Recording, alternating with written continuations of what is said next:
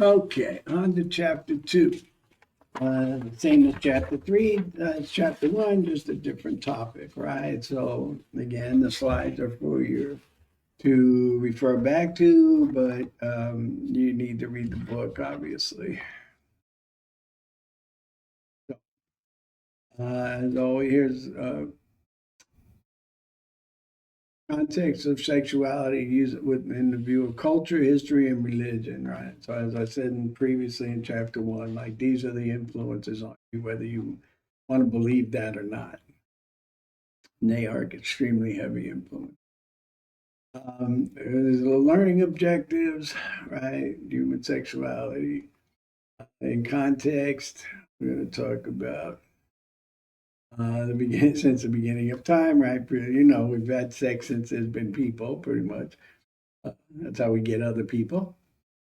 Um, Cultures and norms, right? Why was homosexuality considered an illness, a disorder, up until not until fairly recently?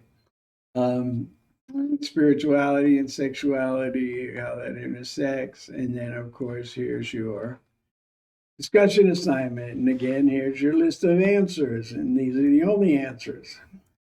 Uh, and then you'll see the questions throughout the slides.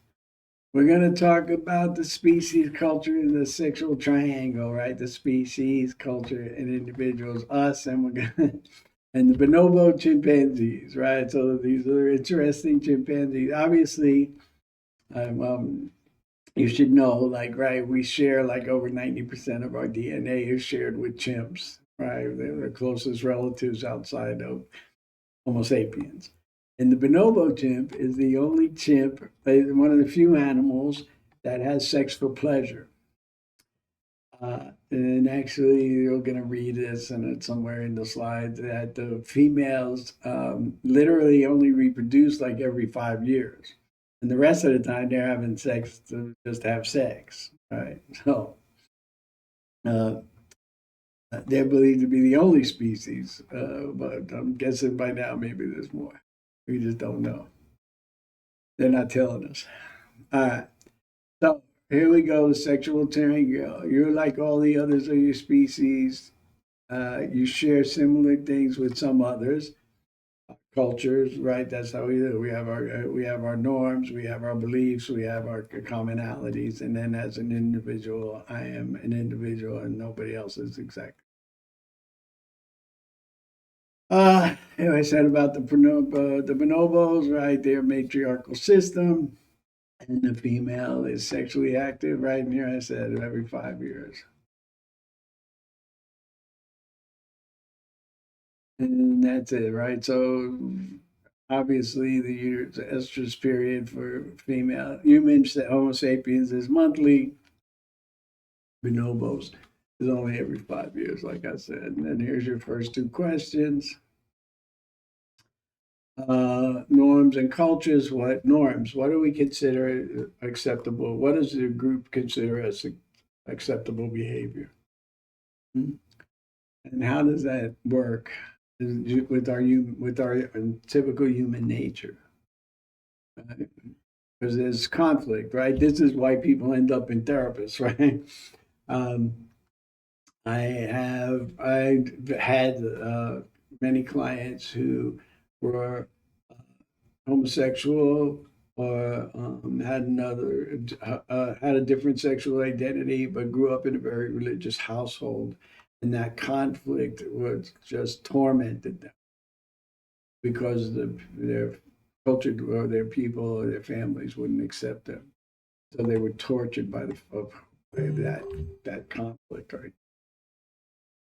Um, we are the only ones that do pair bonding. We're not the only ones. Like wolves pair for life, eagles pretty much pair for life. There's a lot of animals that pair for life, uh, and it made for the continuation uh, of our species without the continual competition for attraction. Right? Men would be fighting constantly for the females if we didn't like connect to somebody, and everybody acknowledged that we connected to that person. Uh, so here we do, right?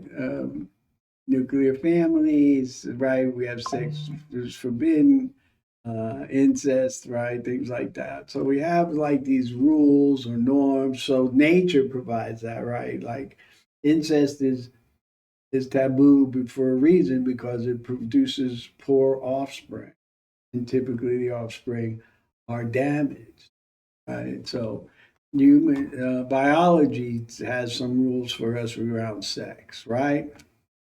Uh, and then so we talk about so way back there's cave paintings that depict human sexuality, right? Cave paintings from the cave days, right? Before we were Homo sapiens. Uh, and then, of course, spirituality plays a huge part, right? And religion. So, some religions, Hinduism, Buddhism, they embrace sexuality in a much different way than Christianity, right? So, all of these things. So, these are the influences on you, whatever you are, like whatever and some of us don't have a religion, some people do. But if you're connected to a formal religion, then that's some guidelines for you. A couple of questions. And the Eastern religions, like I said, Hinduism and Buddhism particularly, developed a sexual culture that was much, to me, seemed much more advanced than the rest of us. Ancient Rome and Greece, where Christianity started, but we all know Greece, right? There was in Rome, there was sexual behavior that was not pretty much is not was not so it was that conflict. It wasn't accepted then, but it was all over the place. But, um, and that's your history. That's a history class. Not so much here, but just for us, right? Uh, anyway, things changed. Christianity came about, and then Islam has its own beliefs, right? So every religion has its own belief. But one thing about the Muslims, it was the husband's duty to pleasure the wife sexually, even though they are repressed in many other ways in the Islamic community. This is one of the things. So it's it gets very complex. Human nature, human sexuality, religion, call it all that is extremely complex way to live. So here we go. The chivalry, the Christian knights. How do we treat people? How do we treat women? Particularly in those days, it was very patriarchal systems, right? Like there's still a lot of very patriarchal systems. Um, and then in the Victoria era, right, it was all very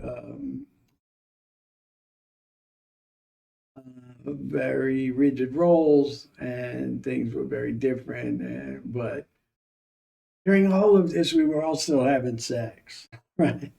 Whether we this is the outside and what is really happening, maybe two very different things, right?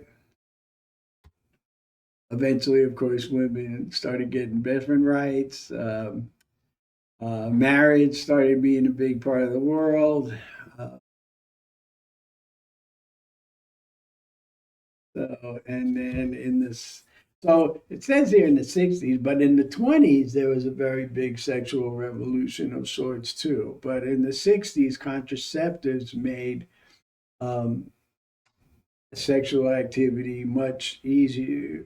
It wasn't always the fear of being pregnant.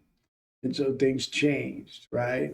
Then in the 70s is where gay liberation gained momentum. You're going to talk about the riots at Stony in Greenwich Village. We're going to talk about, you're going to read about, hold on, I'm trying to catch up on my notes. I'll stop looking and get wrapped up and see what's going on. All right, so I mentioned the 20s, right? So that's it. So a whole new thing. And then, of course, 1981, AIDS came along, and that was a horrible time of existence, especially among gay men.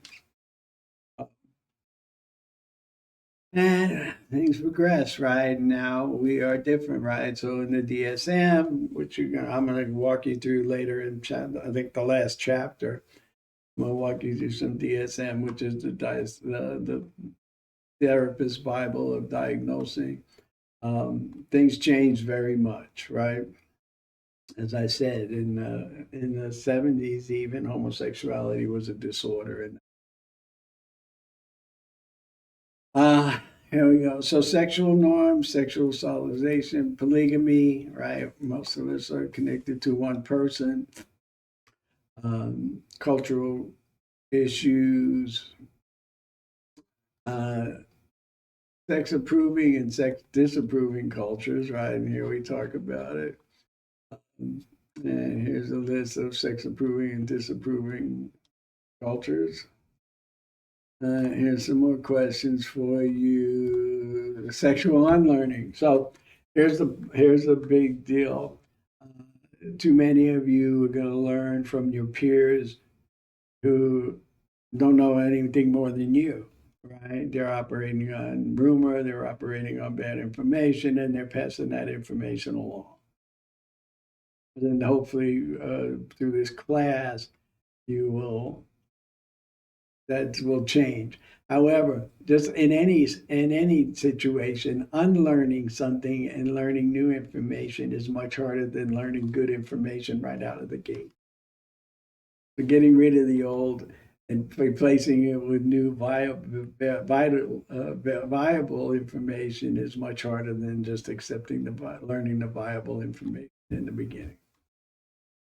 Sorry. Religion, massive impact on sexuality, just incredible. And here's a list of the major religions we talked about, or the major spiritual type, and what their beliefs are. There's two, same thing, religion, Puritanism. Like I said, if you don't believe these have a huge impact on you, then you are naive at best. And things are going forward. How do things change, right? So we all know we all evolve. So things are changing, things are getting better for people. Not as fast as we would like, but still getting better. All right, on to the next chapter.